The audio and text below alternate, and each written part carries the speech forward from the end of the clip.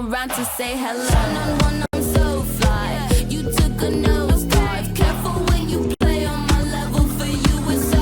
Hey, hello. Motorola Razr 50 Ultra. Flip the script. Hello, Moto. Anand Ranganathan, Sanjay Jha has himself said, nobody said protect him, Christianity should be defended, don't blame Christianity. Nobody says that when anybody from any other religion. But the minute you say something about Islamist terror, Islamophobia comes in. Shama Muhammad and her tweet, case in point, even in the Australian incident. Well, good evening.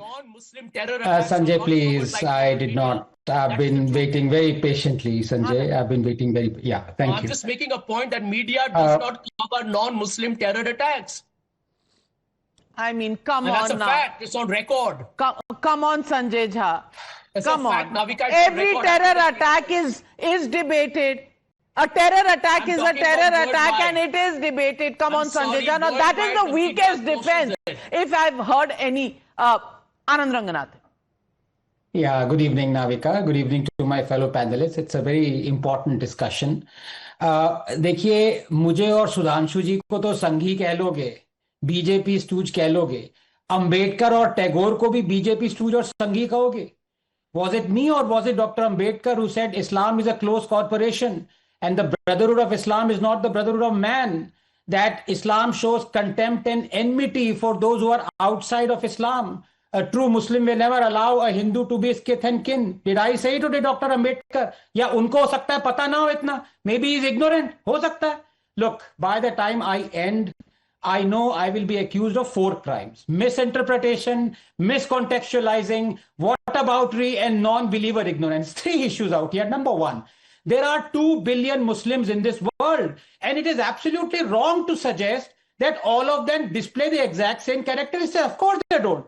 You have a Muslim Naveed who took lives and a Muslim Ahmad who saved lives. One is a villain, the other is a hero. But the truth is, both of them follow one book that preaches peace as well as orders violence. There is no getting away from it. And none of them condemn whatever is written in that book. It is not that 2 different kind of people do not exist.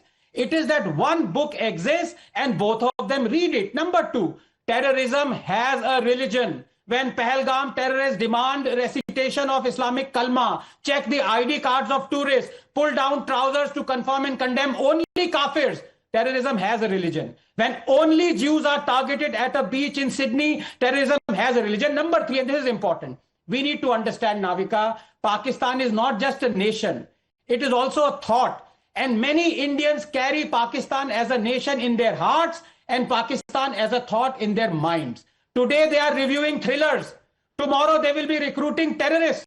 The real problem, Navika, is internal, not external. So the new narrative apparently being peddled is, do not criticize or expose Pakistani Muslims who are terrorists, as it berates and casts aspersions on Indian Muslims.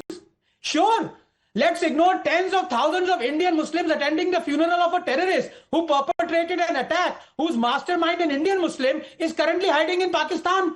Navika, we are looking at the hyena outside our home, but ignoring the elephant in the room, because only in India will you find people squirming at truth being told about the evil designs of Pakistan and its leaders.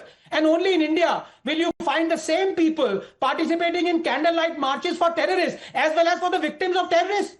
Only here you will find mourners attend the funeral of terrorists as well as the victims of terrorists. Remember the same people wearing black armbands, shuttering their shops, shedding tears for the victims of Pahalgam terror attack, but assembling in their thousands for the funeral of Burhan Wani and Nasrallah and Yahya.